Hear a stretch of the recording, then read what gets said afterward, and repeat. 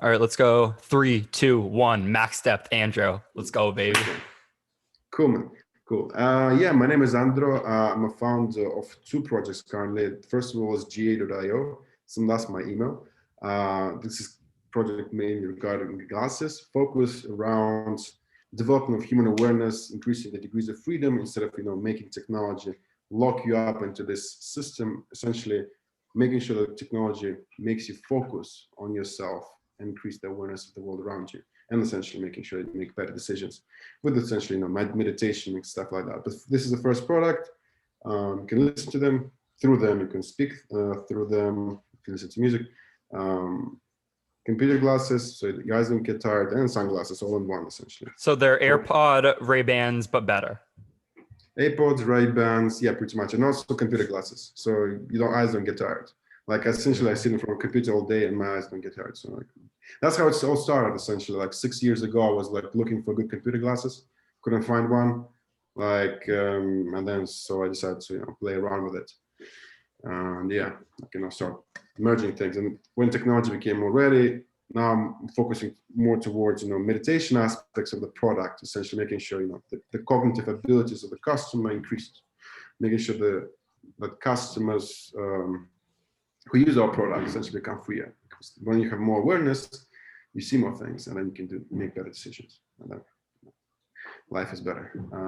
But it's like the roadmap. The roadmap essentially is reverse engineer singularity, which is like a hot topic in things like metaverse, brain computer interface, AR, VR, all those things, will be integrated in order to get to that level, and also brain emulators and stuff like that. Is the singularity general artificial intelligence? Yes, pretty much. Actually, I think the most correct definition with regards to what singularity is actually AGI. It's definitely the thing is like if people talk about AGI from perspective of what it is, but if you think from perspective of like, it's a hard definition with regards to what AGI is, because we as humans talk about like 21 types of inputs, including our blood temperature, blood pH levels, and etc. stuff like that, which we don't really speak about, but they affect our internal state. Would AGI require those things? I don't think so. Like, it wouldn't really require the temperature of the blood as an input, because it wouldn't really have blood. So a next generation, for example, brain emulator would be a completely different mechanism with its own value system that's designed, that is designed to do things differently than what a human would be, because it's not a human wouldn't be an emulator, because human would be like assessing itself around its body, but an emulator wouldn't have a body. So in AGI, it wouldn't be a singularity. A singularity step would be brain emulator, because every cell in our body has a memory. It's not just our neural system. So it's a very interesting topic. Like, AGI is fascinating. You got to think, would a complex enough neural net eventually be able to produce some sort of, because then you get is AGI just the ability to create consciousness? Is that what we're talking about? And then you have to think about what is consciousness. So I've heard it defined as like what information feels like being processed. Like, is this experience of consciousness we have just a result of a super freaking complex physical phenomenon happening in our brain, and it kind of gives us this, all those chemicals interacting back and forth somehow give this type of illusion of a self, all these things intermixing like that? Is that when you say like we've eventually in 400 years or whenever it is, maybe my estimate, I don't know if it's right or wrong, of artificial general intelligence, if we do ever get there, would it have its own feeling of, would it know that it exists? Does it, I think you were getting at before, how does it relate to itself?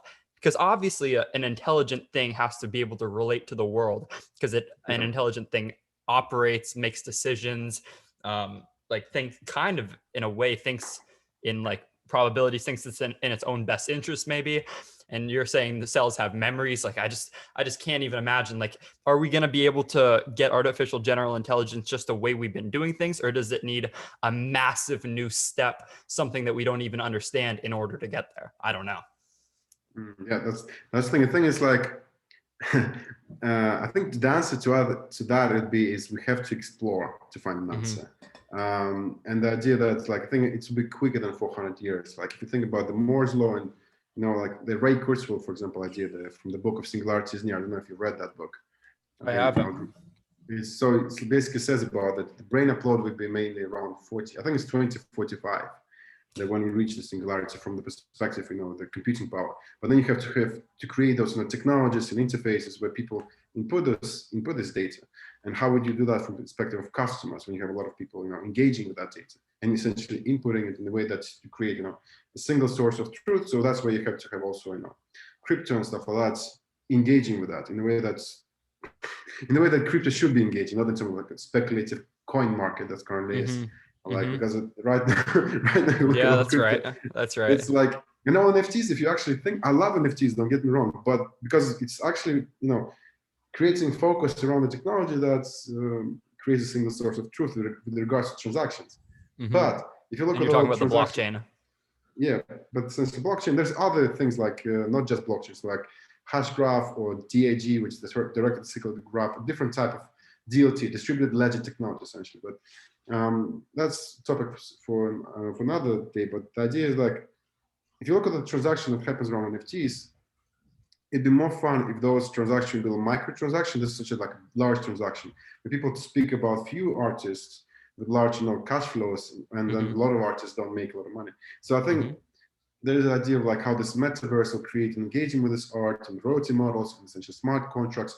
Those things would be interesting where we actually can create like kind of a singular source of truth with regards to human engagement and essentially human evolution. When we say AGI engages with that, so essentially that comes to another project which I'm working on. It's called Green Planet AI. So there's kind of two projects. One is designed within human evolution, making sure that we increase first of all the awareness and then go towards that direction. Like G8.io is smart glasses, and greenplanet.ai is essentially the second project. So I have two tattoos here, basically. Oh, there we go. I knew you would. So the second project, Green Planet AI, essentially it's a project which focuses around solving climate change at this stage. But if you think from perspective of like the way the technology is going, a lot of the things would essentially use carbon as a raw material. So if you look at the idea of superconductors, carbon nanotubes, graphene, and all those things, if you minimize the cost for them, they will be replacing a lot of existing materials for example, electronics or even construction materials, and they will just be pretty much everywhere. And so Green Planet AI is incorporating a few ideas. And one of those ideas is like, in order to solve climate change, we have to evolve into a carbon age. And in order to do that, we have to stimulate a lot of the process with regards to making sure that the farmers who capture carbon dioxide get incentivized. But one of the things which I really got excited about is industrial hemp. And industrial hemp, because essentially it captures carbon dioxide 4 times quicker than any other biomass or like tree. Any other plants. And if you think perspective, okay, the number of applications that is already well known with regards to industrial hemp, where you can make plastic, concrete material, construction material, textiles, paper, and all those things, and you think like, why this is not everywhere? So with Green Planet AI, it's focusing around converting the awareness from existing, plastics and stuff like that into metals into this carbon absorbing thing, and then stimulating creation of nanomaterials. And of course, the existing solutions like plastic and metals, they'll still exist, but they'll be actually updated with a graphene mixture. Because, for example, one experience that I did, you get like 40% increase in lifespan on brake pads, for example. Like if you just in brake pads, it's crazy figures. Like, and the thing is like added, the cost to add this thing is minimal. So like if you think from perspective of economics, like if you make, for example, anything like with rubber or like with metal, the actual performance of the thing will be much greater. So you can make from a cheap material to a much more expensive material. And I think the oil industry will convert very well as well when they actually start, instead of burning the fossil fuel into like and making energy out of it, actually change the direction towards making nanomaterial, which essentially make more money for them. So it's like the Green Planet AI is a complex mechanism. In few words, essentially, like in one sentence, essentially, it's a stimulating system that makes sure that we grow more of, in this case, industrial hemp, because I see that's the quickest way to capture all the carbon dioxide that we have been emitting the last 300 years. essentially the reverse engineering math, it says like we can essentially solve climate change in like 16 years. And this is not exaggeration, the math is there. Like if we just plant all Sahara right now, we just minimize, like we just nullify all the carbon dioxide, just the Sahara. It's also the idea that industrial hemp seeds, for example, can make 10 times more nutrients than meat can. So if you think from perspective like every hectare that is used right now for meat, which is about 4 billion hectares on our planet, which is like a third of the whole planet land for raising cattle and etc. And you just start planting hemp for it, you'll make more money with every hectare, and then you make more nutrients, like 10 times more nutrients. Then you can actually do it with meat. And so you'll feed more people, and at the same time you'll capture more carbon dioxide, which will make biomass, which then will go to all the carbon nanomaterials. So essentially it's a system which captures, focuses on essentially subsidizing the whole supply chain from seed to the final product, and then you have the final product out of it. So that's why it's like there's this idea. But the final product, essentially, where GA.io comes in with regards to glasses, the idea is to use the nanomaterials into the carbon-based nanomaterials into the final product. For the next generation products, with GA to focusing on to use, for example, graphene, carbon nanotubes, for example, sensors that essentially the next generation type sensors, which is very important in order to develop the product, which there's even sensor that is made out of graphene that can identify if you might have a heart attack within half an hour. Like your body releases sweats. Wow. So it's like crazy technologies like that, but they would not be existent without this materials. So essentially we're minimizing the cost of materials, educating people through Green Planet AI. But then there's also a project that I'm involved in directly, so I can make sure that those technologies will be applied and well known, and patents will be open source. For me, I like the idea of IPs to be open rather than closed. So that's kind of like 2 projects that I'm mainly working. And there's also a hobby project, so 3rd project. Okay, tell me. But 3rd project is like, it's more of a art creation things. That I'm into music and creating art and stuff like that. So I'll be posting more of that stuff soon. I've been preparing a lot of kind of a roadmap of type of content that I want to release. And there's some songs that I've written. There's a music video. I don't know if I've shared the music video with you, but that was done with the band. But now it's basically like what I want to do is I want to call it Cyber Deus. I'm calling it Cyber Deus. Deus is well, it's Latin essentially. Deus is what? God? God, yeah. The idea of with GA.io, essentially develop the technologies with regards to BCI and emulators and stuff like that. But mainly use, I think, emulators would have a really big role into managing a lot of resources more efficiently than current business systems that currently exist. And we can use them in a way that's with CyberDeos is I want to make sure that we can create a creative type of an emulator. So which around music, around visual content, around textual content, so also writing books and stuff like that, but also researching on that kind of sphere where you can just play around with it as a creator yourself. I like to create content and then analyzing the way that an emulator would do the same process, essentially across range of tests, essentially.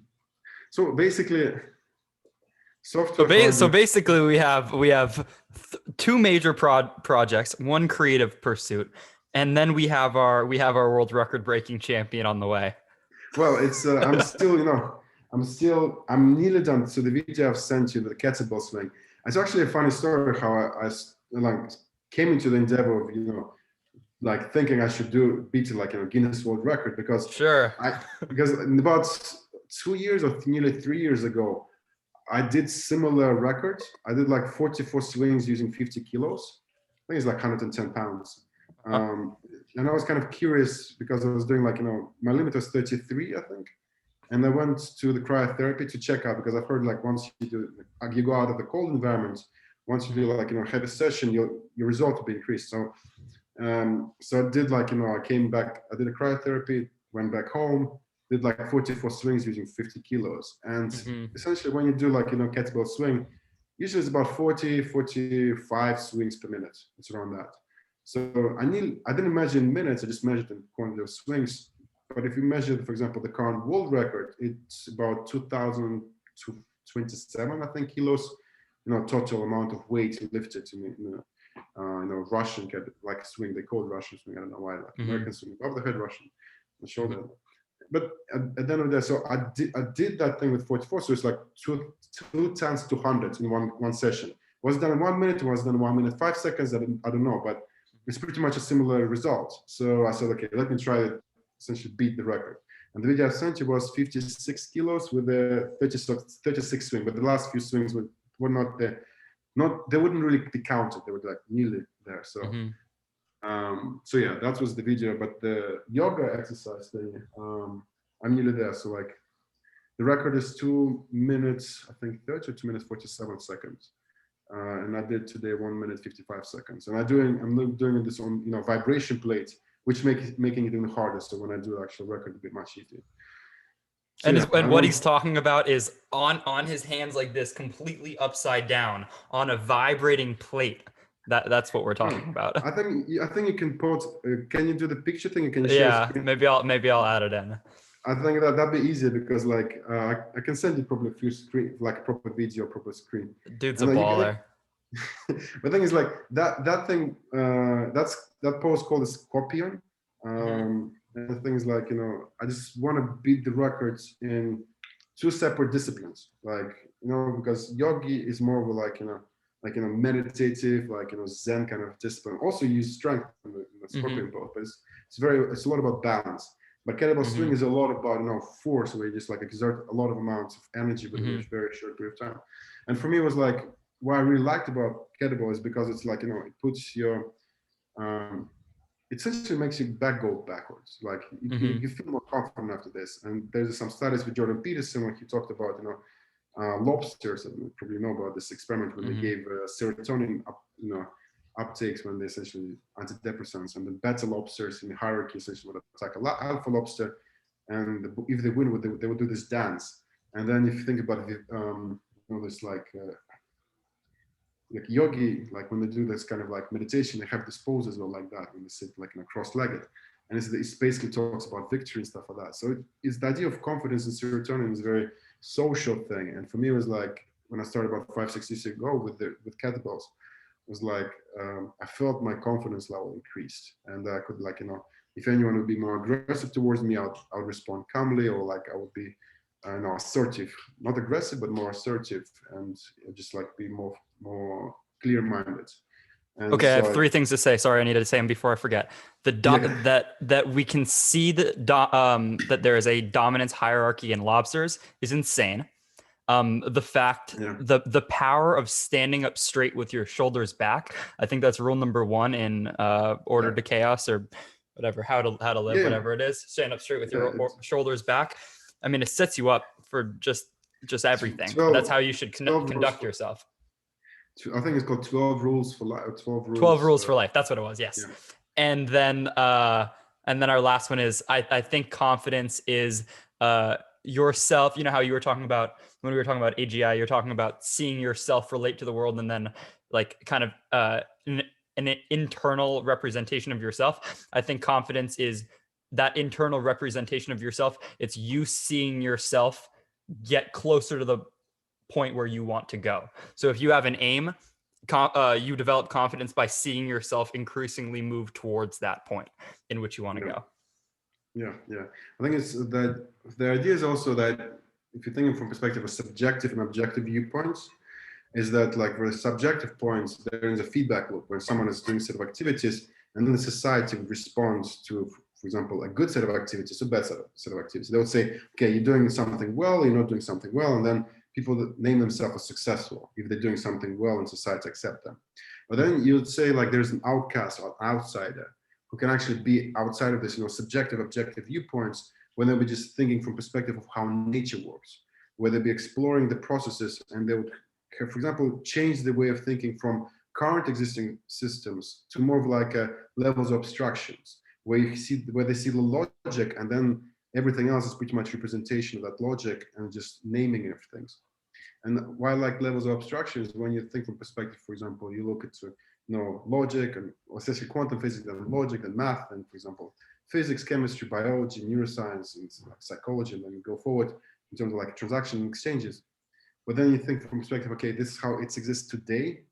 And then if you want, for example, a completely different set of rules, if you want to make completely something different, and you have to detach yourself and become this kind of a meta alpha, I like to call it, because there's an alpha and there's like a sigma male, basically. You have to see different hierarchies, and then you kind of align yourself with those different hierarchies, but you're outside, you're literally looking above them, like from the bird's eye view. And then you can say, okay, I want to be in that position because I see that it will lead to the destination I need to. So I'll be like, for example, be an intern at some company and learn, for example, like topic, or I'll be like, trying to reach someone where he or she would basically provide a lot of information I would require, but I'll be basically like, a better person, not alpha, but a better person in the conversation, and in a way that not better like, under, but better from the perspective, not dominance hierarchy, but competence hierarchy. I think that's what very importantly what Jordan Peterson pointed out. Oh, I love that he made that correction. Yeah, because I think the competence hierarchy is super crucial. We get the people who are like, dominant, and they're trying to, force people under them. But then there's competent people who actually can align and redistribute resources in a way that will benefit more people. And therefore, the dominance thing is like a precursor of success in the short term. But a competence hierarchy is a precursor. When you can be competent, it's a precursor for long-term success. So I think when you have it, yeah. Have you seen the studies with rats that he points out? I think a rat is like double or 2/3 greater in body mass, that rat's going to win in a play every time, because rats have play circuitry. They play with each other. So if two rats are playing and one's significantly larger than the other one, the larger one has to let the smaller rat play a certain number of times to continue playing. So it's like what you were talking about when people are super dominant. The problem is that people are going to stop playing with them, because it's not fun to play with someone who's either kicking your ass every single time or is making the game not fun. That's one of my favorite things he points out. The winner of the, like, you're not trying to win the game. Like when we're talking about hierarchies, like it's not just that there's one hierarchy in the world. It's that there's like it's this multitude of different hierarchies. There's one hierarchy in like the Silicon Valley tech space, and then another one within your own school or within a club. There's all these different ones, and the goal isn't to reach the top of a single hierarchy. It's, I think, or if you think of the hierarchy kind of as games, it's not to win the game. It's to be invited to play again, because you want to be competing in as many things as possible to eventually like be the winner, to reach the top of like the meta hierarchy. Like I think the winning of the game is really to get invited back again. That's like why you have to play fair, because people remember, if you cheat, they're not going to want to have you back, and you want to be invited back, because that's how you're continually being integrated in this process. Yeah, definitely. I think from the viewpoint, it's not about being like parts of many hierarchies, or like from what I see, like it's more about reshaping and creating difference by essentially, first of all, bringing the awareness of a new process as possible, and then essentially verifying and testing it. But when you, for example, play in different hierarchies, and people want you to be invited in order to essentially exchange information, then two viewpoints can clash. Some of the dominance ones were like bigger and more abusive or aggressive. Then those ones essentially might not be able to receive new set of information, that when this information will be valuable to them, for example, they would just like lose out on the deals. Mm-hmm. Or that would be like a more conservative person. Yeah.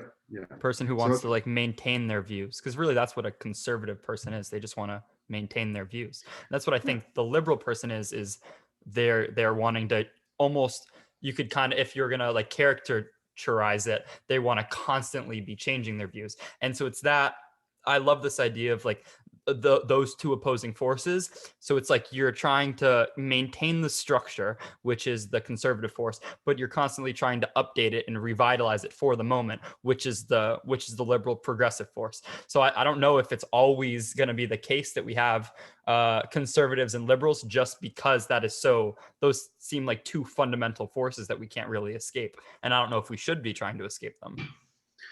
I think we should be. The thing is, like, if you think from the perspective of nature, conservative force is more about preserving nature, preserving life.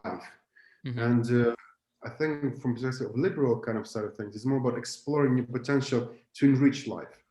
And I think the idea is that they have to work simultaneously, in the way that if you go into way too risky endeavors, and the conservative side wouldn't stop them, then they would just like lose them, lose the life would be lost essentially. Like for example, for example, hippo, yeah, people consider lion as the most dangerous animal in some cases. But if you look at, for example, hippopotamus, like hippo, the hippo is more dangerous. Essentially, a hippo can kill a lion easily, and nobody talks about that. Or like very few people know about it. But for example, imagine if we were like hunter gatherers, and then we saw a hippo and we were laughing at them, and then like people would be just approaching them, like, and then like many people just died, like because they can kill a person very easily. The people would say like they're nearly bulletproof, like in some cases. But for example, in perspective of that, is like a liberal person will approach it, like but a conservative person, for example, will look out, and that's kind of like in a tribal kind of way. But then you think from perspective of business kind of things, like preserving business processes, or preserving like communities processes and the way of thinking, and then a new opposing side, if they can structure their argument in a way that other people would integrate into their conservative mindset, or at least consider, then things will change. But if they couldn't produce those arguments, then they could not. And that's why the idea of being overconfident about your arguments, you have to always have like a skepticism of whatever you say. You have to see the strong and weak points of where it's relative. I think from everything what I've looked at, nothing is solid, everything is fluid. And that's why I think the last time we kind of like pointed out the idea of liquid rock. I think like, because I want to be a writer at the same time, but I like the idea of a business structural systems. They're more like they changing life. You see actual thing in people's hands rather than just a theory where people can play around with.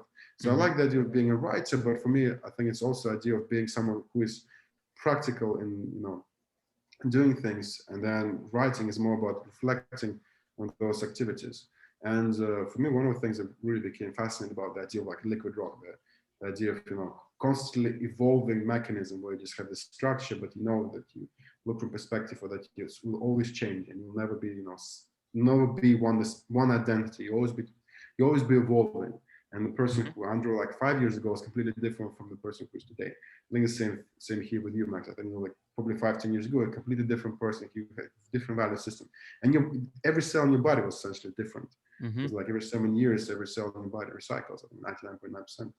So it's like that's the thing. Is like if you think perspective of every atom essentially attaching to another atom to form a molecule, and it just like constantly flux, and then all these shifts. They're designed to find an optimal way in our evolution cycle. But also the Kardashev scale, I think that's one really cool thing to look at. You know about Kardashev scale? I think we talked about it before. The Kardashian scale it's not the Kardashians. It's not ranking ranking Kylie, Courtney, Chloe, and Kim and those. It's a way to classify civilizations. Yeah. Is it something like that? Yes, Kardashev scale is all about classifying the civilization evolution based upon how much aggregate energy they use. I think I like this point of like, if you think perspective of when you make decision. And lately, I started applying it in the way that when I make decision in business, I kind of consider the whole cycle of energy processes and action processes. And the amount of energy should be less, but the actual product must be greater than the energy inputted, the value of it. And if you think from perspective of everything what held us together, all the atoms that is held together in the molecule, essentially it's energy that's holding them together. And then I think that's an electromagnetic force that holds the pieces of the atom together, if I'm not wrong. Yeah. So pretty much from perspective of like, if you think about, okay, you break that apart and you look more deeper, then if you look at the idea of Kardashev scale, the whole role of like civilization, evolution of a human being is to be aware of more processes, and then once you gain that awareness across different hierarchies and across different meta skills and way people engage with you, then you become aware. Then you integrate those processes and create a better set of systems that create greater value for for society. But then at the whole, you just acquired more energy as well in that cycle. So you reach, next level on the Kardashev scale. The whole 1, 2, and 3 levels in Kardashev scale is about, reaching the level with all the people on our planet, or all aliens on other planets, they can reach the energy of, the whole planet essentially. They use all the energy on the whole planet and they cycle it through. But level 2 is about solar system, level 3 is about galaxy. And then you move further on. I know, to universe, multiverse, and people say matrix, like, level 6. Mm-hmm. When we exit the matrix, we meet the God and stuff like that. Maybe, I mean, it's what I believe, essentially. I'm not really religious in one way or another. I'm more of the idea, and I'm not agnostic or anything like that. I think there are some entities that are out there, maybe just our imagination, but those entities essentially make sure that we evolve quicker, I think. Because without religion, there'll be chaos. I'm sure, like 3,000 years ago, if religion wouldn't form properly, like even less, the religion helped us to be organized in some way, and it was really positive. And so, yeah. I worry people discard or disregard religion as like a thing of the past too quickly, without really doing some deep thinking about it. Because if you really take the completely scientific materialist view, it's like, I feel like it's really a slippery slope before you like quickly lose the meaning that life has. And there's this great podcast I listened to, and it's all about the creation of meaning. And that's what Nietzsche was talking about at the end, because how everyone quotes him as saying God is dead, as if it's some triumphant thing. But if you read the page before and the page after that, he is like, guys, we did through this 1800, through this period of like enlightenment thinking and reason and scientific advancement and this more materialist point of view, we've killed the God that we have essentially created. And now what are we left with? What's the thing that's connecting all of us? And he's talking, and so he says, like, for the Ubermensch, for the Superman, it's a person that creates their own values, creates their own things that they consider meaningful. And I just worry that if people are the atheist type and then don't like really think hard about like how they're gonna live a more meaningful life, then they aren't. And they're going to resort to, oh, nothing matters, my actions don't have consequences, everything is just atoms, which may be true. And it may be true, but it's not useful. This is the thing that I keep coming back to. It's like, I wonder if the movement towards truth is really like all that useful. Because I always think, I don't know if string theory is right. I don't know if there really is, if this world really is 11 dimensions and we can't only operate with 3 spatial dimensions and 1 time dimensions. I don't know. But say that's true, what use does that have to us? It's like we can't interact with them. It's just like you go crazy thinking that, oh, I don't have full access to the world. Like it's not really useful. And so it's like, for this podcast, what's the point? Is the point to find the truth, or is it to live a better life? And so I think you kind of have to strike the balance between evolving your viewpoints, moving towards the truth, but also thinking, what's going to help us? What's going to make the world a better place? Like, it's all these things coming together. I don't know. Yeah. I think it's like I'm with you on that, because, and I'll add on that is that once you say like you're doing a podcast, or you're doing some like business, or like engaging with people, I think it's about having fun. I think it's, first of all, it's about having fun in the process, like enjoying the process, and like reaching some destination, you'll change, you evolve throughout that period of time. And the idea of movement, when you become aware of your own value system, and then you start shaping that value system according to like some standards that you have, and the ideas that you think the society should function at. I think that's really cool, because then it's like you can make changes in society. I think everyone can make changes, and I think no one is really special. It's just like you put effort, you evolve.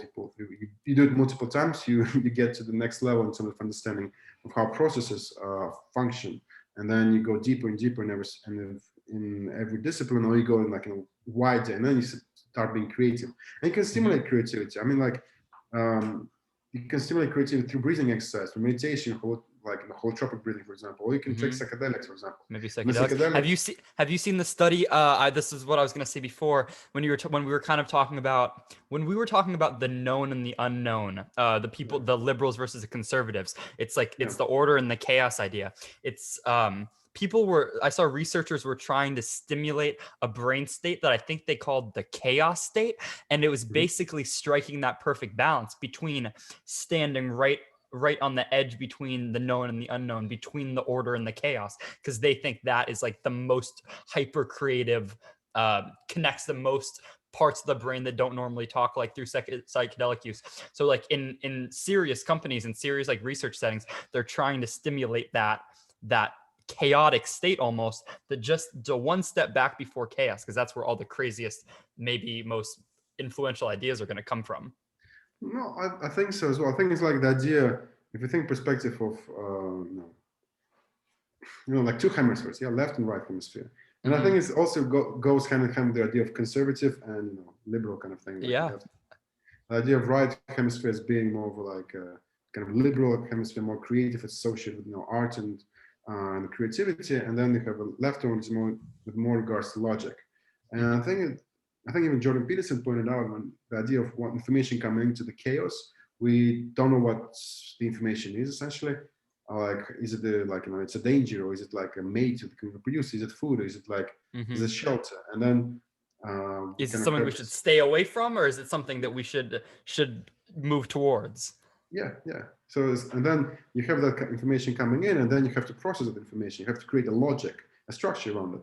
And then once you got this information between hemispheres, those hemispheres communicate, and then you constantly change the different weights. Like a neural network would change weights with regards to what is dangerous and what is not. Same here. So this recent topic was about. I was looking into the video. I haven't watched it properly.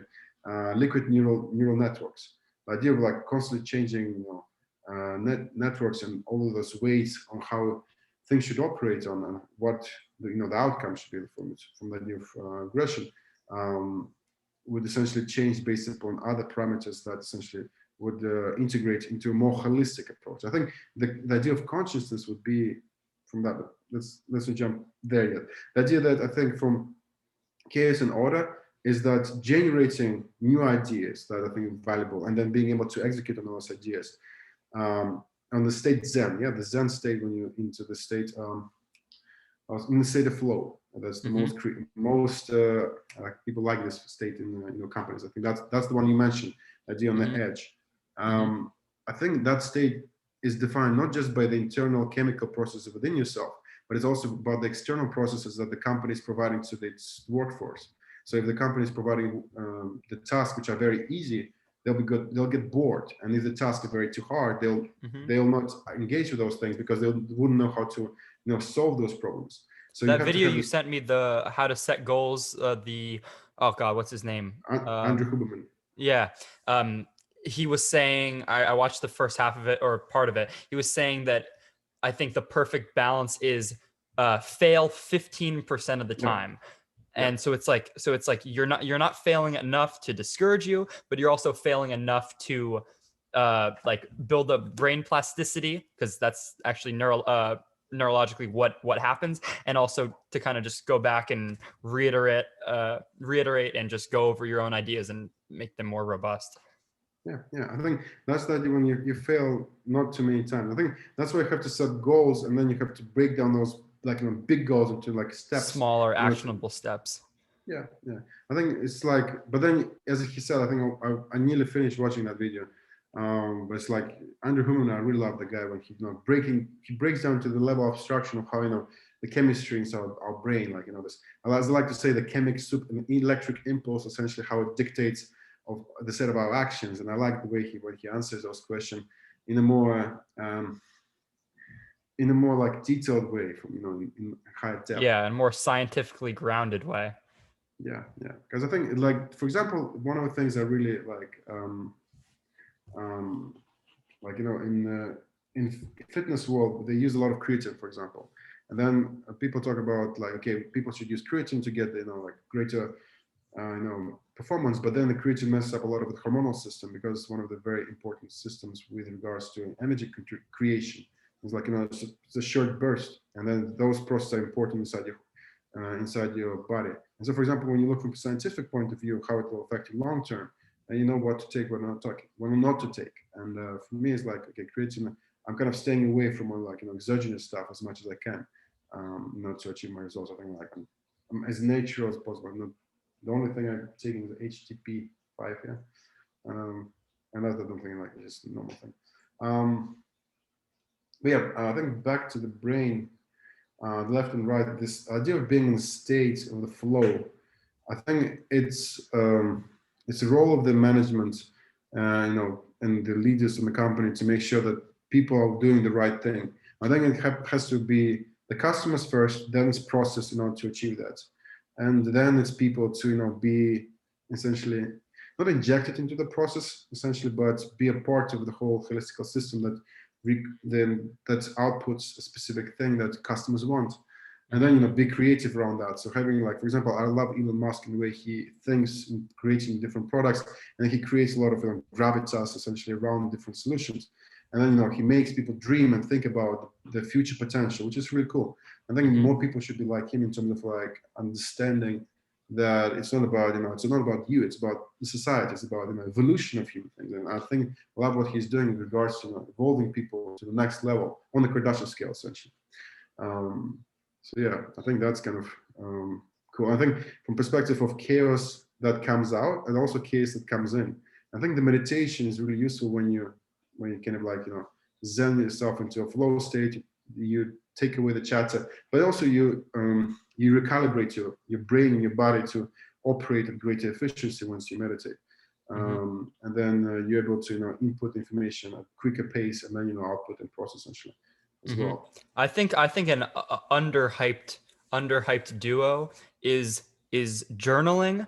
Before, I use OneNote on my computer. I just everything that's in my head, I just try to get out, because when I'm typing it, I feel like it's leaving me, and then do 15 minutes of meditation. Because sometimes if I just go straight into meditation, I have so much in my mind. Say it's like, say your ideas are like passing balloons, and I think of meditation almost like grabbing one of those balloons, looking at it, and then letting it go and having it fly off. I think the journaling is like a preemptive like popping of those balloons. So maybe you'll have 5 instead of 500 when you sit down and just do nothing, or whatever your version of meditation is, whether it's focusing on your breath, having some type of mantra. I think it just clears your head, and it's way better for me, way easier, honestly. If I get it all out there, if I purge all my thoughts in through journaling, and then I can really focus on the nothingness. I'll let me find my meditation. I did this meditation.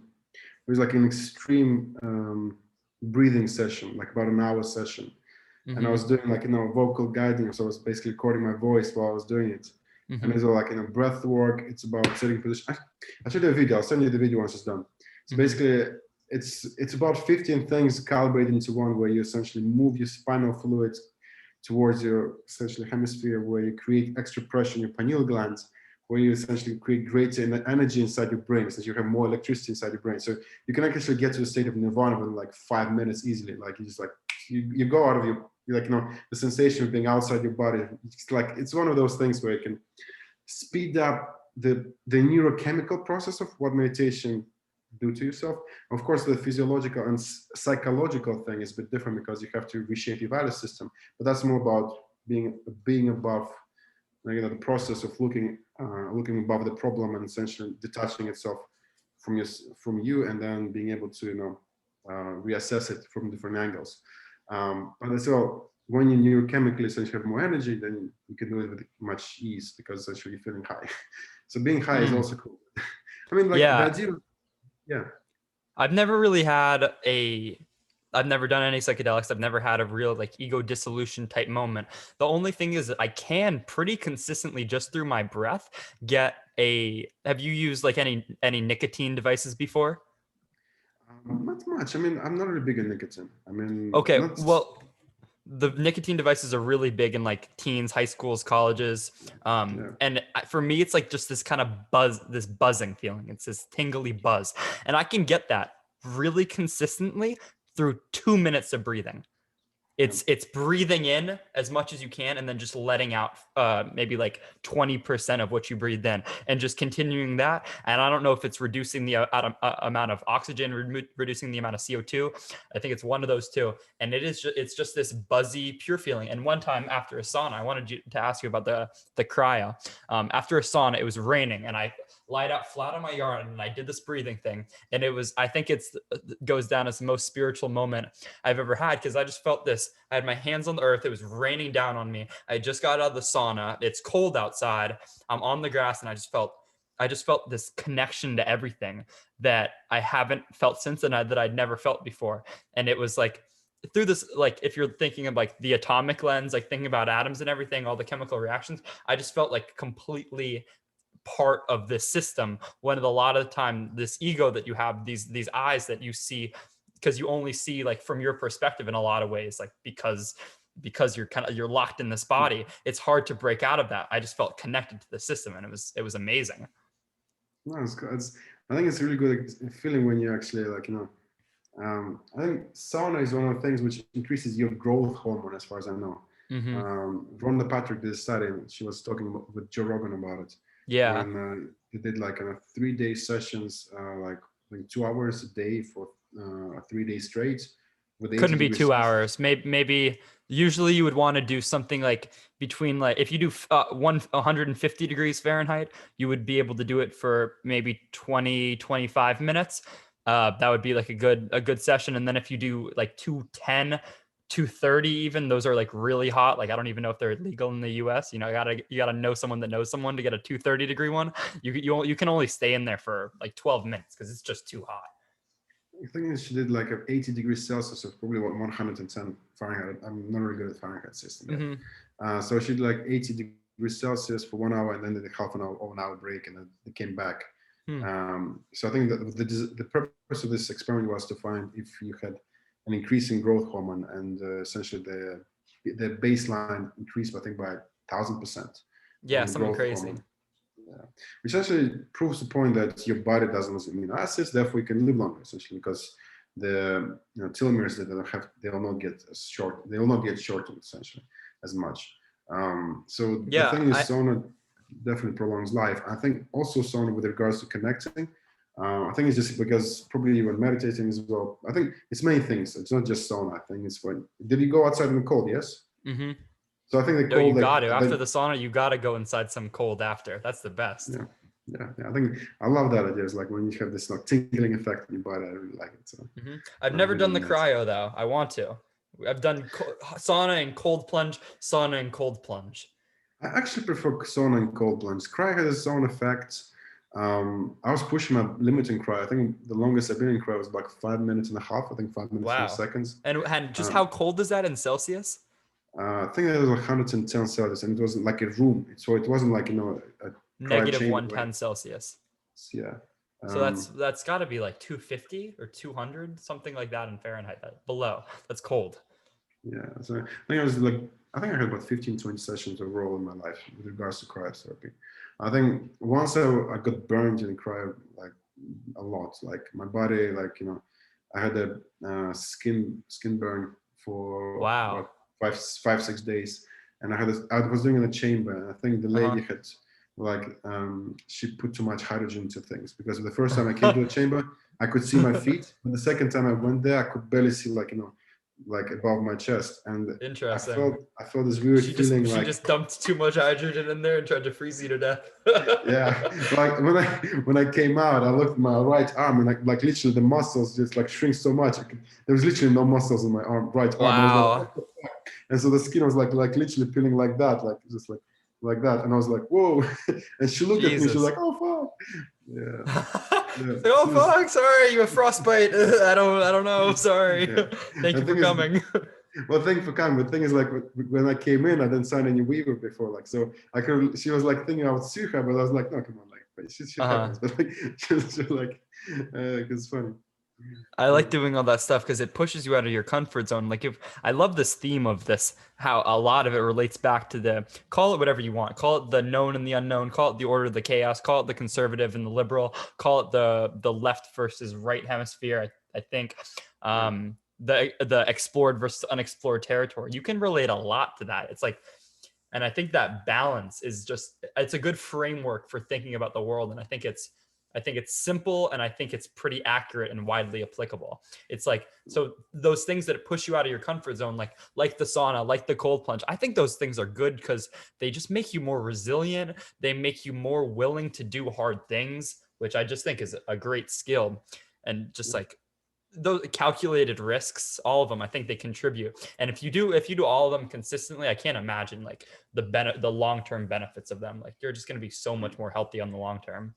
Yeah. I think one of the experiments that I started doing recently, and continuing doing, is when I'm waking up. I don't do it every day, but like when I wake up, I jump into the shower and I put like a lot of cold water, then hot water, and I just like switch it up and like to the coldest I can go into the shower, and then it's like not too extreme hot, but to the hottest I can do. And Yeah. essentially, like change it up like 15, 20 times. And the first time I did it, like I remember my back just going like straightening up, and I was so confused because It's immediate though. You don't have any control over it. It's yeah, automatic. and so I started doing it like frequently because like I was asking myself, okay, what's happening inside your brain? So think from perspective of like the blood-brain barrier. Essentially, once you change temperatures, a lot of nutrients will start moving around your brain. So what happens essentially, brain receives all the things it needs in order to operate. And that's why basically like the back straightened up. I think because like just the body said, like the brain said thank you to the environment, I guess.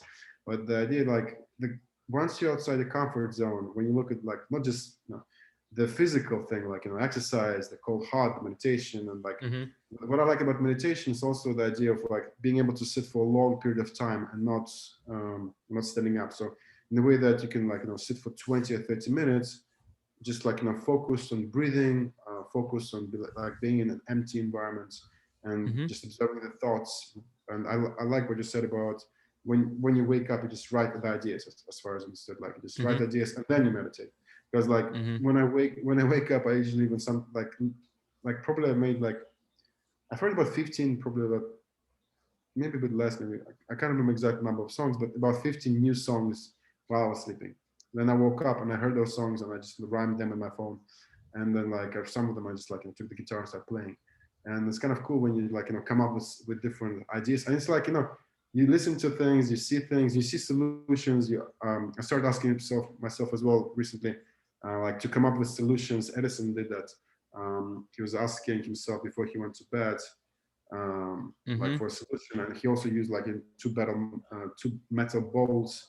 When he was sitting in a dark room, he would just like lay there, and he would fall asleep, and those bowls would fall, and they would wake him up, but he would come up with an idea basically in that period of time while in this quick REM sleep, essentially.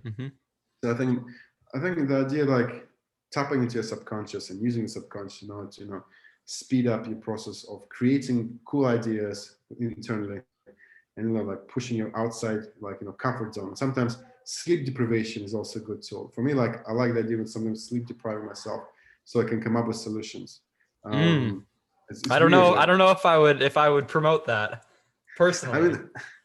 I mean, it's like I don't like the idea of promoting that, but sometimes like when you force yourself outside of like sleep outside of this idea of like I have to sleep, but it's like okay, you don't. Like I wanted to do this like thing called Uberman cycle. I don't know if you know this Uberman cycle thing. What is that? Like there's Uberman and the Demaxian sleep cycle. So Uberman cycle is when you sleep 6 times a day for 20 minutes. So you break it down with like I think like 4 hours or like 3 hours 40 minutes, and then you sleep like 20 minutes after that, and then you go back. So your body jumps into REM sleep. So technically speaking, you sleep like only 2 hours a day. So you have 22 hours working basically. Just so you have more working hours essentially. And the maximum one is basically when you sleep just for half an hour, but you do it 4 times a day, and you do like 5.5 hours awake basically. So I think I really want to try the maximum sleep cycle. So essentially I can be like working like 140 hours a week essentially, because like essentially have more time. And well, I'm glad you're doing that experiment and not me, because I do not. I want you to report back and tell me about your crazy sleep experiments, and tell me how fucked up you were after a week of it, and see if that 140 hours, how productive. What you got to track the number of productive hours, not just the number of hours working. And the thing is like, because the productivity is also based upon location, how you can transport yourself and stuff like that. Like, because once if you're passing out 4 times a day, then it's like, okay, you might be needed somewhere else, and then you're tired, for example, for a meeting where you have to be in that meeting, or for example, So the idea of like having like social cycle, sleeping at night, like monophasic sleep essentially is correct. So I think for me right now, I think once I start doing this experiment properly, then I'll let you know what's going to be. I actually, once I was doing nearly an Uberman cycle, I was literally going in meetings inside an Uber car while doing Uberman cycle. So I was like, and then my body got That's so adapted. hilarious. It's so Nice. weird, but it's weird because you sleep many times a day. Like I think I was sleeping 6 times a day. I was like 4 or 5 times a day. I was like, passing out. And then Mhm. one moment I was like, after a flight, I came to bed like literally like 11 o'clock in the morning, and I was super tired. But then I went to bed, slept in like 20 or 30 minutes, woke up automatically, and then like I was fully awake. And the body had Mm. this weird rhythm because like I think it's just hyped up on adrenaline and cortisol. So just like you have this ability to focus, because cortisol helps with focus, but when you have too much cortisol, you have anxiety and stuff like that. Mhm.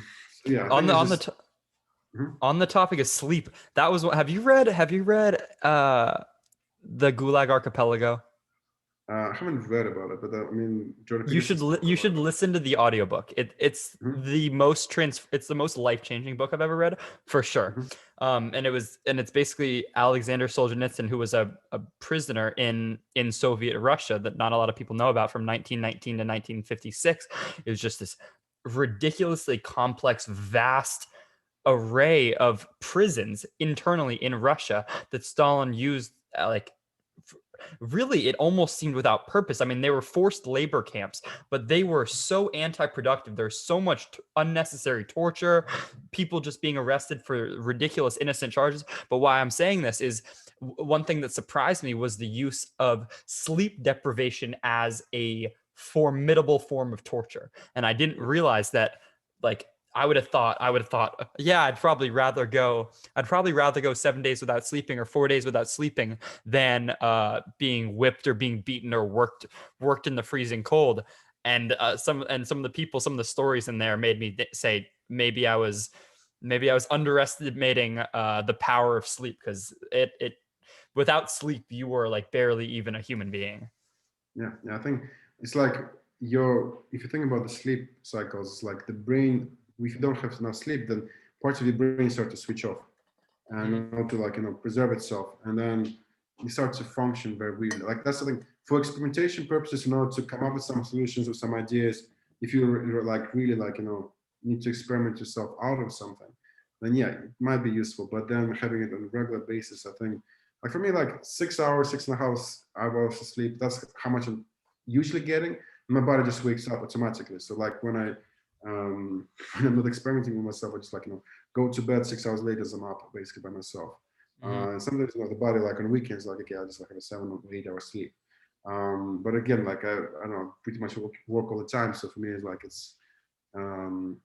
weekend is more like internal work, more reflecting work, but Mhm. weekdays are more like social kind of like the team The and one stuff thing like I was gonna say, when you, sorry to interrupt, that. but I just worry because you have a lot going on your plate. I just want you to be able. I just want you to have the ability to give sufficient attention to all of your projects.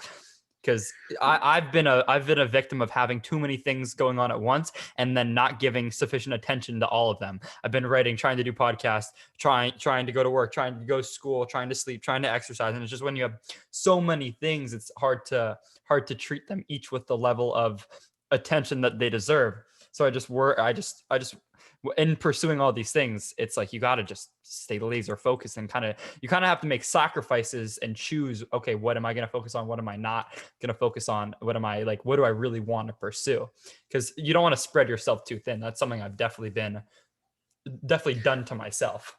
Yeah, I think from perspective of how I'm trying to not to juggle around in sort of like making sure I'm focusing on the thing which I think is most important. Is that first of all I try to reflect on the energies I have at the moment as well. So like first of all I'm thinking, okay, I laid out, for example, a plan for my life, but for like 30 to 40 years I want to create a set of projects. About 5, 6 of them. I don't really want to do more than that. And Mm-hmm. so and I was basically uh, combining them in a way that they just one would help the existence of another. So for example, the G8 and Green Mm-hmm. Planet, they coexist in a way that, for example, if you lower the material cost, for example, carbon nanotubes and other carbon-based nanomaterials that be required for the G8 next generation products Mm-hmm. through the Green Planet AI, essentially, Mm-hmm. then you would essentially create greater profits and greater returns for GA.io, but at the same time, because you have the Green Planet AI working in a way that it solves a specific problem. then you have that. So I'm basically shifting my focus around them in the way that when I'm like, I think Elon Musk does the same thing, where he basically focuses 2 days on SpaceX, 2 days on Tesla, and then he focuses Friday between the two projects, and then he has on Saturdays about. I think that's what he does, and basically, and for me, because I've always like, creative chaos. For example, when you laser focus and you're tired on something, then you move to another thing, but it's not too detached from the thing. They're interrelated. And so, for example, for exercise-wise, with like Guinness World Record thing, for me, it's just because I do like 2 to 3 times a week. My exercise is really no more than like an hour a week. I don't really do more than that.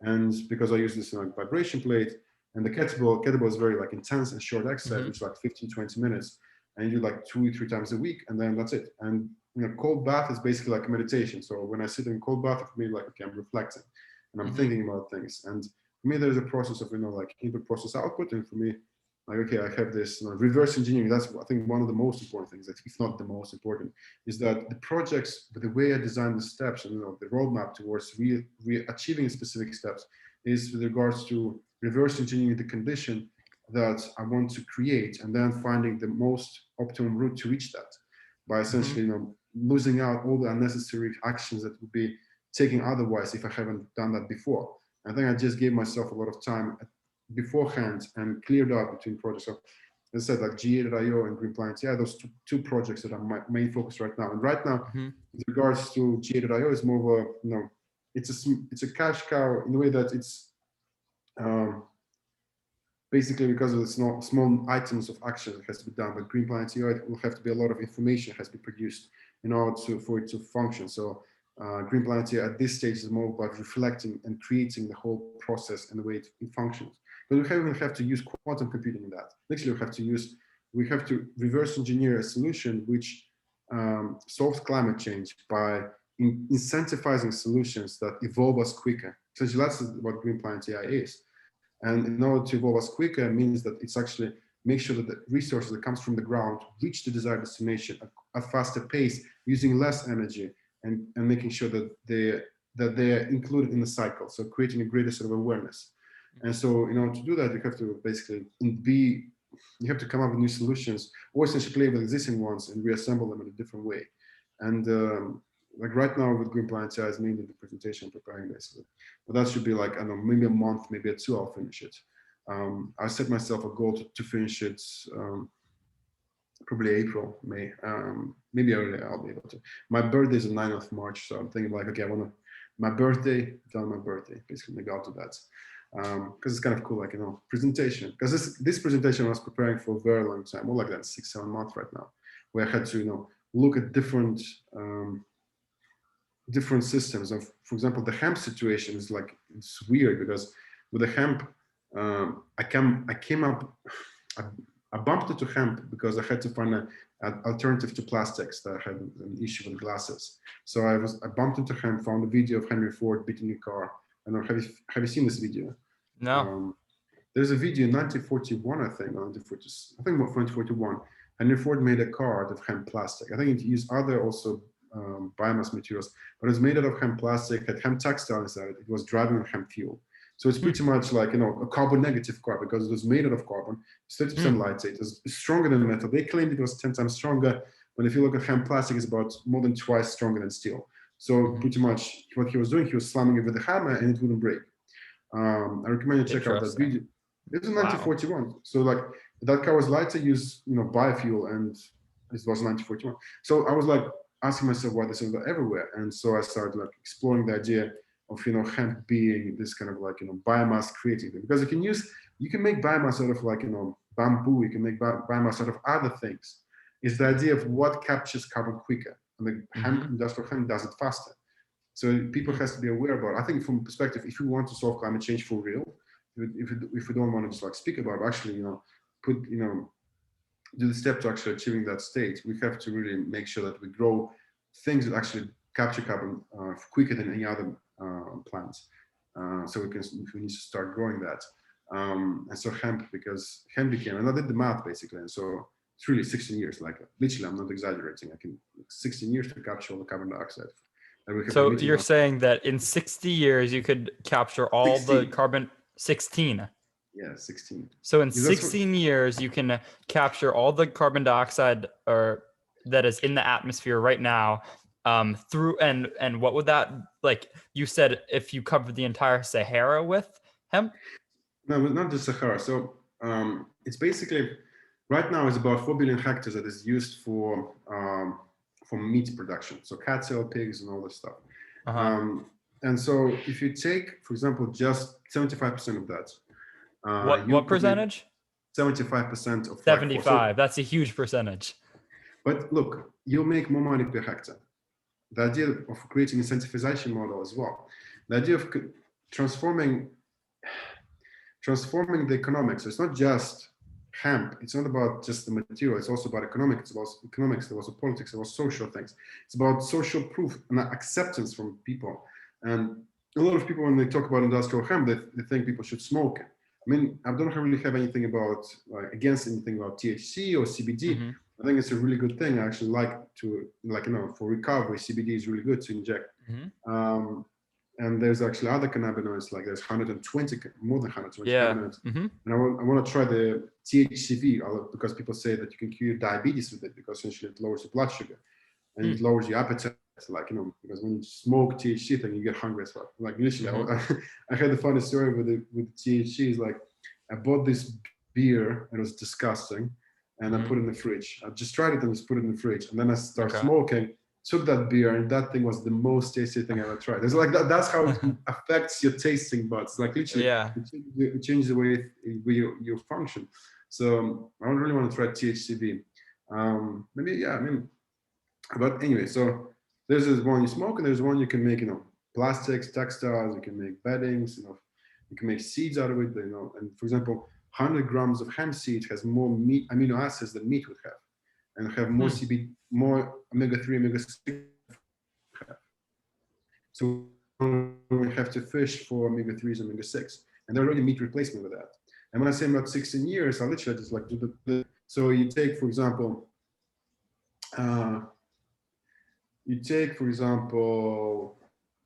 every hectare that on average with one cycle would capture about 10 to 15 tons of CO2.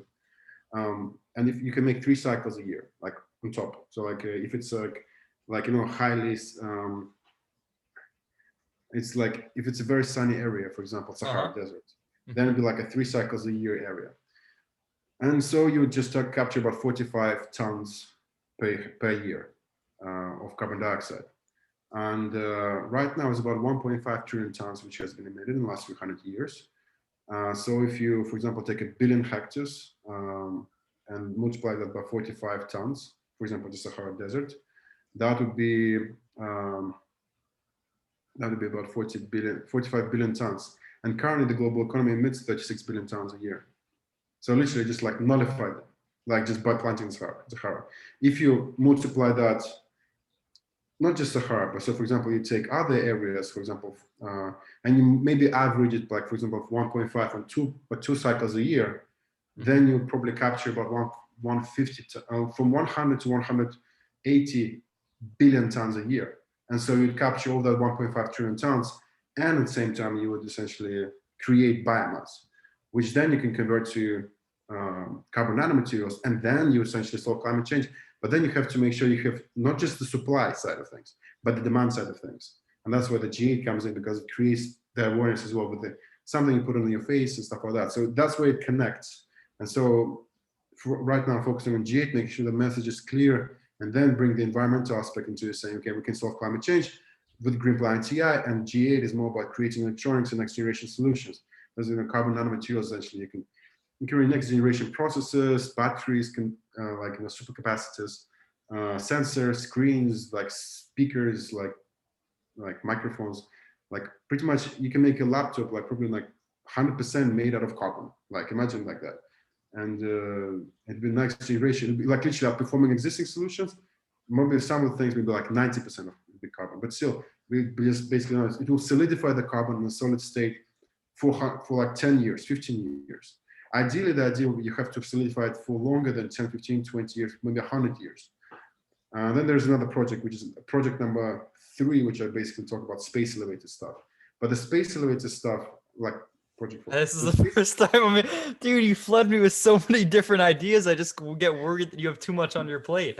No, but look, I'm focused. There's a conceptual thing, and you I can know. I understand this but that's it. this interconnected world that you're trying to create of these different companies all kind of playing into each other. Like the inputs of one company, the inputs of one company come from the outputs of another company. It's this cycle that it all like reinforces itself. I think that's like what I've kind of been hearing you saying, which I think is a great idea. I mean, I just say, tell me about the space elevators. I want to hear. Well, I think let me just jump to the cycle thing because Yeah. I think it's the idea like we have to. People talk about B2B, B2B, B2C to the customer. Okay. People don't really talk about E2B, earth to business. And the idea of bringing the awareness of the cycle is the idea that the electronic side of things, like B2C, for example, yeah, and then you have E2B, and the idea of E also environment, the idea of capturing CO2, and then capturing CO2 biomass, and then this whole supply chain.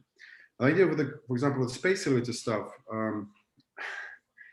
they did a lot of studies with regards to like creating the space elevator, and this is like people.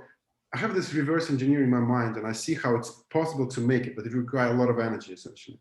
It requires a new generation of technology to be developed, and be fun making them. Also scaling them, lowering the cost, making sure that you scale it in a way that it's becomes feasible. So I think in order to capture carbon dioxide and then create a lot of biomass and then create a lot of carbon nanomaterial, and in order to create a space elevator, it basically be a rod. Like there's other designs of it I have in my mind, but in a way that's fundamentally to be like a structure of like a cable that runs from space. And they did so for example, if they did a test on carbon nanotubes, and the required force that is about 42 gigapascals can be done on carbon nanotubes. Essentially, graphene is one of the strongest materials, if not the strongest material found on Earth. And then, of course, you can reshape it into a carbon nanotube. So essentially, you take a sheet and then you form it into a tube, and then you can make it you can make it as a supercapacitor. Not super. You can make it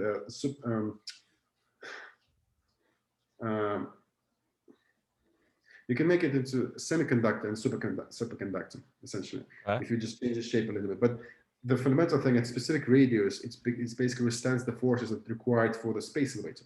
So essentially what you can do, if you create the carbon nanotube structures, and other structures as well, there's in my mind that it's possible to do, then you'll be able to create a fully carbon-based space elevator that essentially will hold billions of tons of carbon within itself for hundreds of years. So in order to actually solve climate change for real, not just like, as I said, you have to evolve. You essentially, to solve climate change, you have to plant a lot of this planet, a lot of industrial hemp.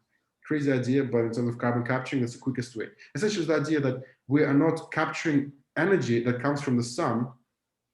We just, it's just left over. So we can capture the energy at greater efficiency instead of taking it from the an energy grid, and then create biomass and then solidify and then create the nanomaterials in great abundance. And with electronics, with the G8 is, for example, to apply it in daily life, and then to essentially minimize the cost for the space elevator. So that's how I see. But then the space elevator thing, I'll be just jumping it, like maybe in a year or 2 or 3 when things are ready. But the thing is, like reverse engineering and announcing it just doesn't make sense, because once you announce it, a lot of IPs will be just fled out, and then people will start patenting it. So then you become, you start paying, patent. For me, the patent system has to be, patent system has to be more open source, I think, because the idea of human evolution requires a lot of information exchange. And when you have a legal system start trying to slow down, and then a lot of agents trying to, catch on those, ideas, because you can patent ideas, you can patent many things, then things start to slow down a little bit. And so, but yeah, Green Planet TI presentation is the first thing, and then, the space elevator thing. And I just set myself targets like, every year. This year I want to do the Green Planet TI, and next year I want to do this. And I have another tattoo here as well with the space elevator name. Nice. Do you know the name yet? I know the name yet, but I'll tell you when it's done. Okay, cool. Because it's a cool name. It's a cool name. Fire. It's many things. It's not just space elevator, but it's really cool. I mean, okay. I was high on the way I saw it actually was like 6 years ago. It's a very, very weird story in my life where I was like, first time in my life I tried alkaline water properly. Okay. And then I was doing a lot of holotropic breathing. I was trying binaural beats, and I had this weird sensation in my forehead where like someone would touch my head. Like it was 6 years ago it started. Like I was like, you know what is Vipassana, when people like, you know, go like for like 10, 20 days, like a month, just like meditate, don't speak to anyone, like, you know. Yeah, one of those retreats. Yeah, so I pretty much did a similar thing without really knowing about it. It's like, you know, I just went away, wanted to find out what I want to do in life. So I was like thinking and reflecting a lot, and I tried spiritual journey. Andrew went on a spiritual journey 6 years ago. Kind of, yeah. So while I was doing that, I was also like experimenting with binaural beats, and I had this, and I was listening to binaural beats, and I was having this weird sensation for like after like 2 or 3 weeks that like, you know, like tapping inside my forehead, like literally like someone was like massaging it, like, or touching it. And then like and then I tried with the alkaline water, and this sensation was like, you know, great. So I started feeling like someone was literally touching my head, and I was meditating, and at one moment it's like, you know, I had the like outer body experience. Like I literally saw astral projections, and I literally saw in my mind like a space elevator was just being built, and I was like, it was really awesome. I was literally seeing like a thing, and I was so emotional. It was more real than actually was in the room. And so it was like, it just started this process of me exploring different processes in order to make it. And for example, the way I see it, to make it, actually, I have to solve climate change. It's kind of weird. I have to solve one problem, which is like a completely different problem in order to make a space elevator, which I want to make. But then it's like, it's all interconnected, because it's not just engineering problem, it's also social, political, and many other things. Because it's like, man, it's mainly about, you know, transportation, because, you know, Kardashev scale, again, we're moving again on the Kardashev scale. When we explore the space, we explore the universe, we can transport things at triple cost, or, you know, yeah, I think that's kind of thing. But space elevator, I really recommend you to check out. Have you seen this series called Foundation? Foundation? I'm not sure. Yeah. I don't think so. It's a really good series. I mean, first episode, they have a visual of a space elevator. It's done by Apple. I really recommend you to check out. It was done on the Asimov book, really good writer. It's kind of, the book was actually a bit different for me than the series. When I was reading it, I was really got excited. I'm like, you know, I rarely read like a sci-fi things like in one go. I was really excited. But yeah, the Foundation, really good series. I recommend you check out. Maybe read the book first. And in this journey of yours, in the spiritual journey where you saw the space elevator, psychedelics involved in that? No, it was alkaline water. That's the thing. I tried alkaline water. So it was weird, because I tried an extreme version of alkaline water. So because I was doing like, you know, this dieting kind of thing, I was like, you know, not bulking, but I was like I was exercising and experimenting with things. I was, you know, doing what the books told me. So I was taking about 150 grams of amino acid, like, you know, eating a lot of eggs, you know, carbohydrates, and etc. But I kept feeling bloated, like, and my weight would just jump about, like in pounds, probably like 15 pounds up and down within like 1 month. It would just jump probably about up and down twice probably.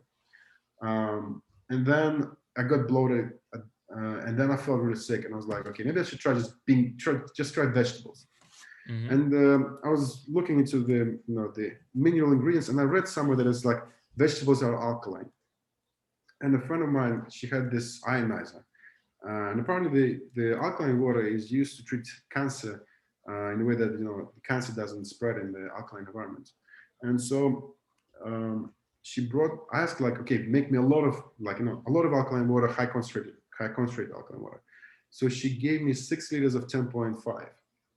As I know, when you just, like, you know, if you've been diagnosed with cancer and you basically have to like work against it and, you know, fight it, some people prescribe like 8.5 pH, just half a liter a day.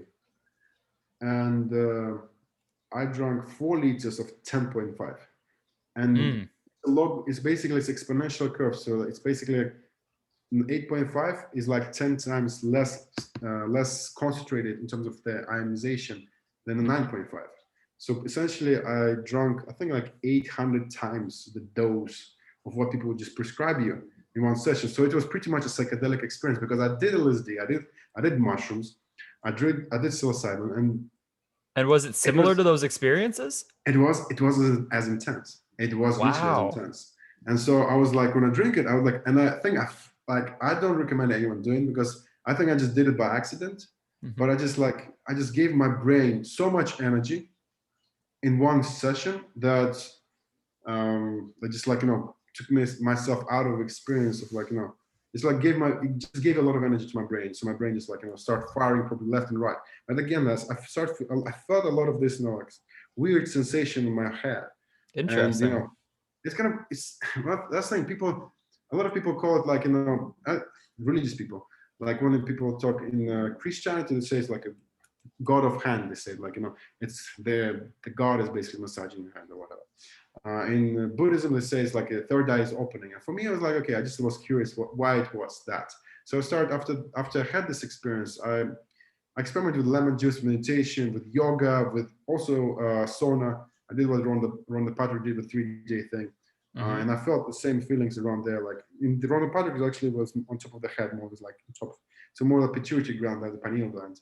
And for me, it was like, okay, so it's just like the brain is responding to the environment.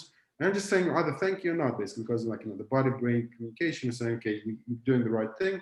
You're doing it for the in a way that I'm happy or not happy, so I'm preserved and not disrupting. And alkaline and acidity is also became very important, which people don't really talk about. Like literally alkalinity and acidity is very important aspects where I think in diet, in lifestyle, once your body becomes acidic, you essentially get stressed. Like if you look about cortisol, adrenaline, it's acidic substance. If you look about, if you look at, for example, melatonin and serotonin, they're alkaline.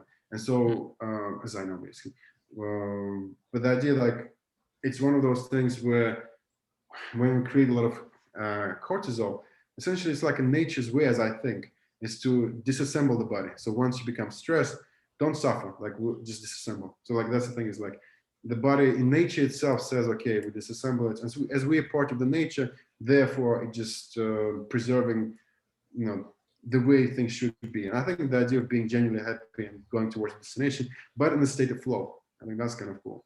But yeah, LSD I did once. That was a weird experience. What was that like? Whew.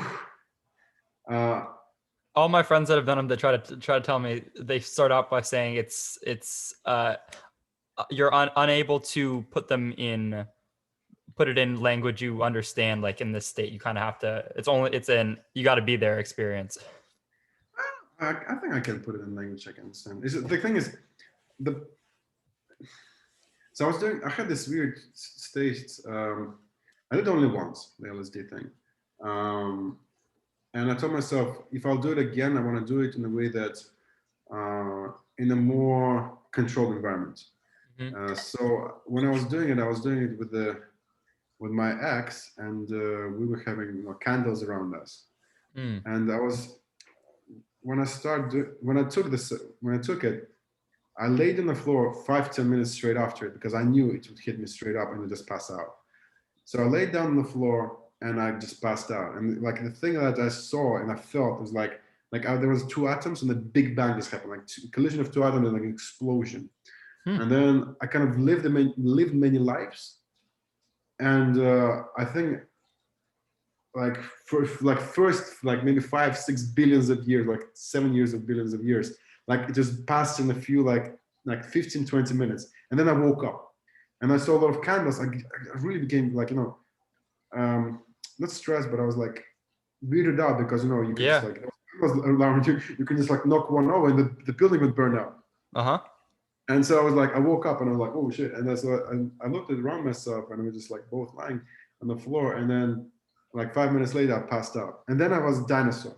I was like, the flying pterodactyl. I was literally flying around and it was just like weird. I was like, okay, so I'm a pterodactyl. So I lived the life of a dinosaur.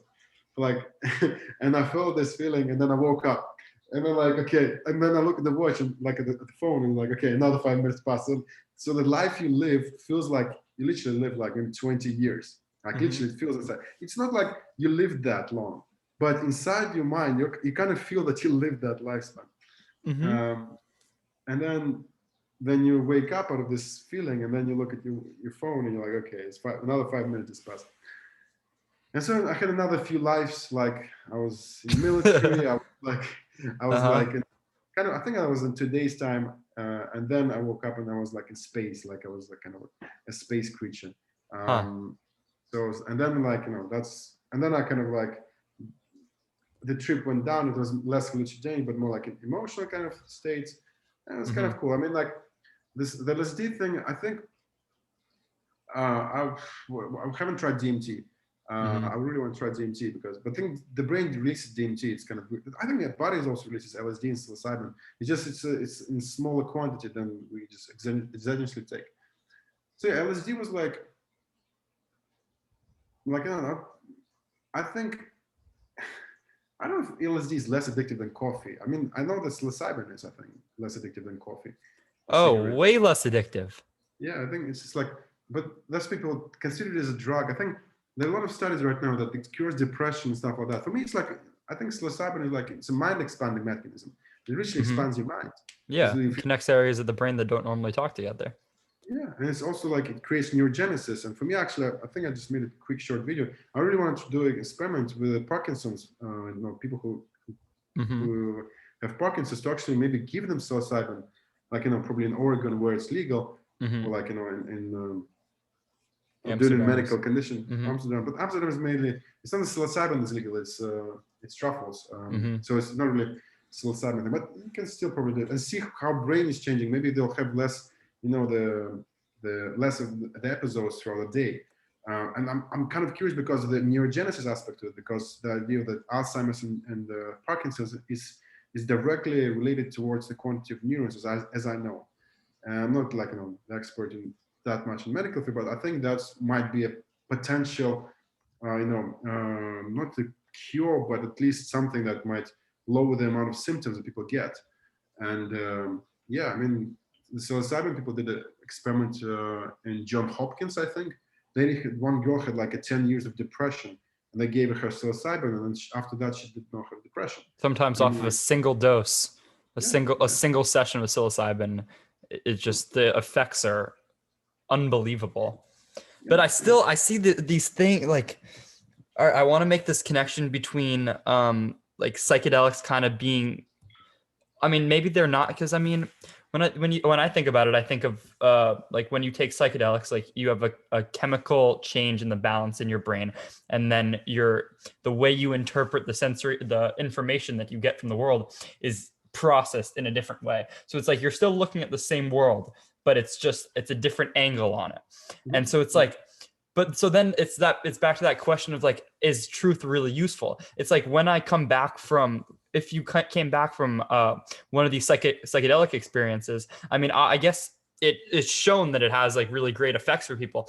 For me, and like what I'm trying to do, if I'm just trying to learn, I don't know. I just have an interesting relationship on it. I don't know if it's really like the way I want to go about it, because I think like maybe what if I really like the way the world looks, or like the way you think about the world is like way more interesting in that space. I don't want to become too attached with that version of reality. I want to keep the liquidness of, as you would say it, of just being able to see things from as many angles as possible, which I think you would get from that. And I would definitely say I'm more of a proponent than anyone saying anything against it. But it also connects with the unconscious, the dreams, what you were talking about before about sleeping. I wanted to say, like, it's just so bizarre that you can wake up, that who did you say was it? It was Newton, or some inventor that would think about things, have questions before they went to bed. I think it's Edison. I think it was Edison. So Edison. Yeah. So think about this process. He's asking himself questions before he goes to bed that he doesn't know the answer to. Then he sleeps for 8 hours or whatever it is, and he wakes up with an answer. What is going on there? You're unconscious.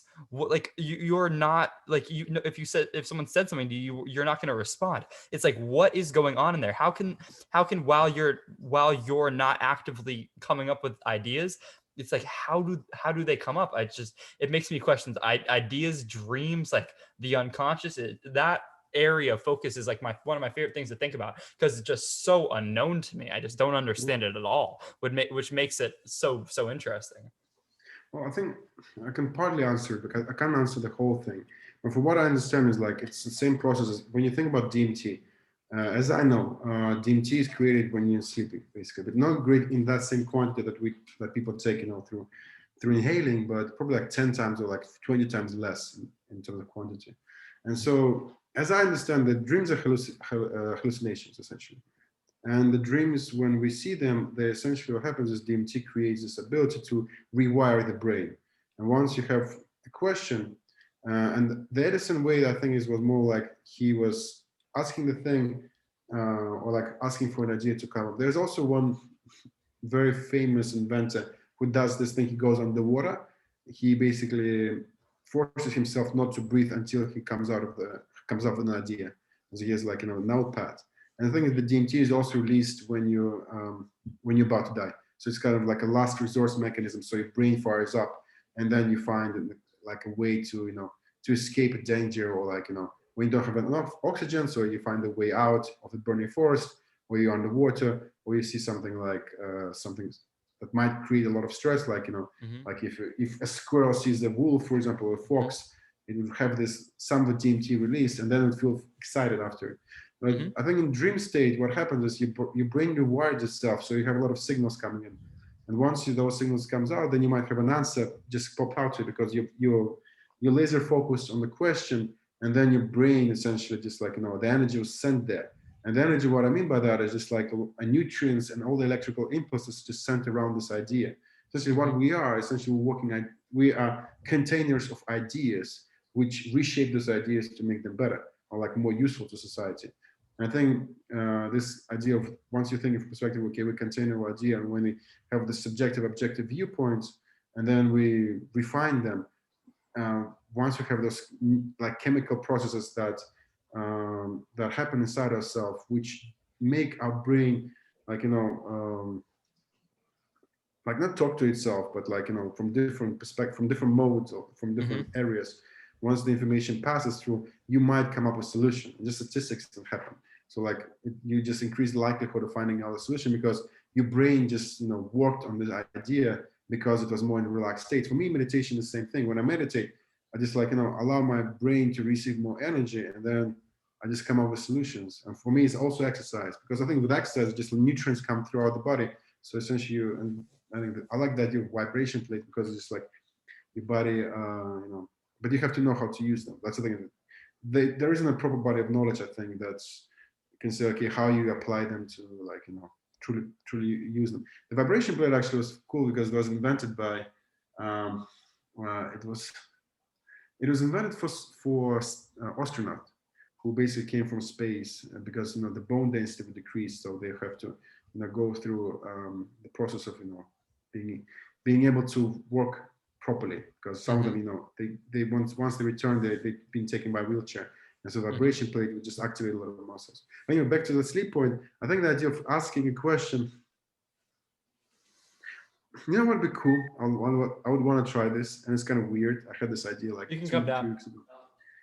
2 or 3 weeks ago, is that the DMT inhaling thing, like doing the Demexin cycle with the DMT inhaling. So like sleeping 4 times a day, but every time you go to bed, just inhale a lot of DMT, so you pass out for 30 minutes. I'm thinking like this might be an extreme idea, but probably possible to do. I mean, like in legal environment where it's legal, so you don't get in jail. I mean, yeah. I mean, sleeping. What else cool? I mean, cold, hot environment. Everything is related. I think that's the thing, is like once you create habits that operate, set to make sure that you create an ideal state within you to operate and to tackle the challenges, and you use a cold, hot environment just to push the boundary. Also, I think Andrew Huberman himself said, when you go into cold environment, your dopamine level increases. Once your dopamine level increases, you want more. Like it just so it's like using that thing to stimulate. I think I read it somewhere that Elon Musk has, for example, when he wakes up, he takes a cold shower. Maybe that's the thing. I think Elon Musk is like probably one of the best neurohackers that out there. I think from perspective of neurohacking and nootropics, as mentioned, LSD is probably the best nootropic out there. But microdosing it, or like psilocybin, for example. But then how do you apply it? And a lot of people have a lot of negative stigma around it. And that's how would you how you communicate around those ideas, like how to make sure that the government apply. For example, right now they're taking a lot of studies regarding medical field, but how would you essentially like take it so people know how to take it, like, you know what I mean? Yeah, how to incorporate it in. That's exactly where I wanted to go off that. Like that state, I think of like, so like one of the reasons, like one way I describe this podcast, I feel like to myself even, is like, all right, you have this model of the world, you have like an understanding of things. Say it was like, think of that as like like a web or like infrastructure or something like that. And like when you learn something and it like makes sense to you, so it's like understanding, then you're like adding another branch on, you're like reinforcing the structure in which you view and navigate the world. So like so it's like all those different perspectives can kind of add to it.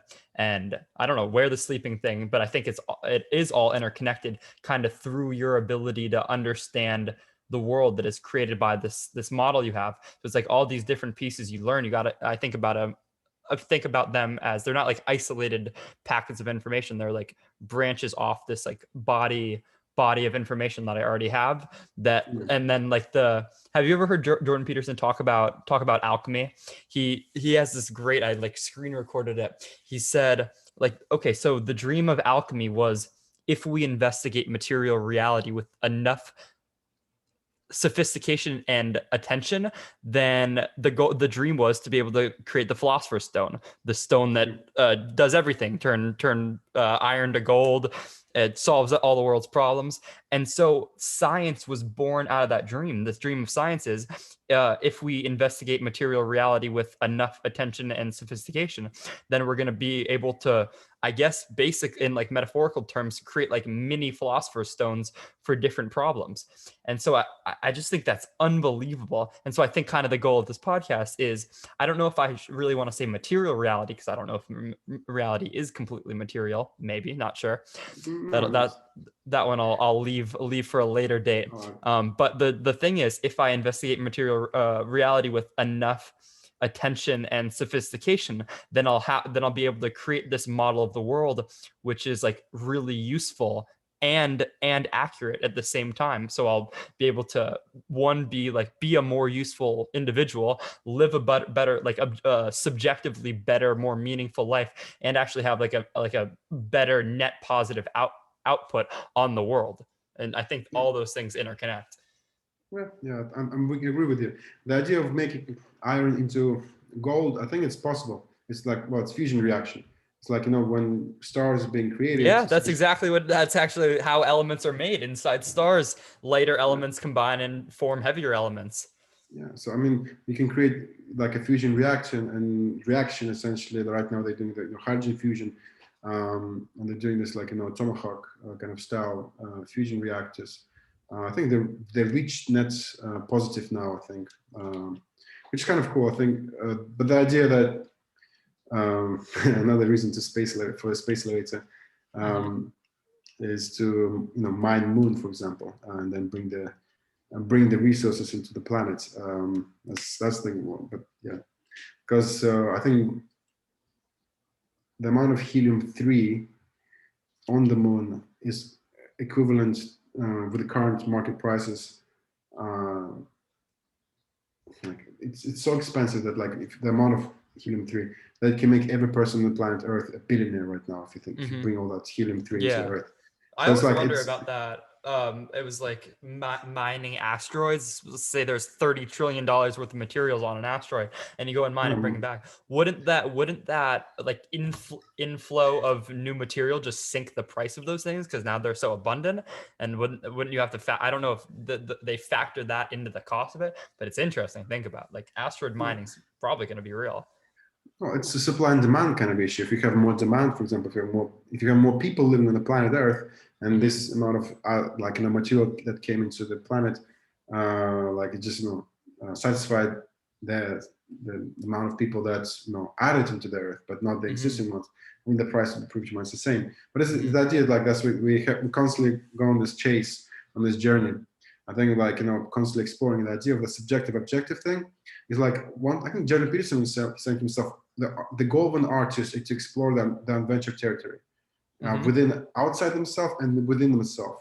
in order to find solutions, and the writers, artists, and all that stuff. And I think the next generation AI, if you train the AI to explore the adventure territory, to see new solution that might be useful objectively, not just for the humans, but for the nature, in order to make sure more life essentially survive in collaboration with each other. And the idea of like, refining your value system and integrating your value system into society in a way that you can coexist, where both like, organisms, society, and you will essentially develop. But then society is like, how do you make sure that it's like, it's not played out, but actually, when it creates conflict, can you withstand that conflict? Can you not be egotistical, but at the same time, can you be like, outsider who actually can shape the argument? So I think watching Jordan Peterson videos is really cool, because he actually like is a role model on how to make sure that you structure your arguments clearly. I think that's like one of the very important things. I think like I think more people should watch his arguments. I think the value system that people portray on him, I don't really agree with him. I don't think he's misogynist or like.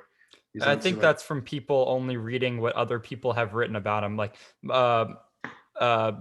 my ex-girlfriend was telling me in her college class, the professor was like hating on him, and she didn't give any like concrete examples, but I'm just like, if you listen to an hour-long podcast of him talking, like it would be so hard to like really say that he's an awful person or something like that, because he's literally just sharing ideas. It's not like he's like enforcing anything. It's like, I mean, just like I've learned literally so much from that guy. I always think of like questions that I would ask him, and I never know like which one I would go with, or I'd probably freeze up in the moment. But one of the things he taught me was, all right, I have to go in like 8 minutes. I have a meeting at 5 for my venture capital club. That's what I'm excited about. But he taught me that you see through a lens, and the lens is what you value.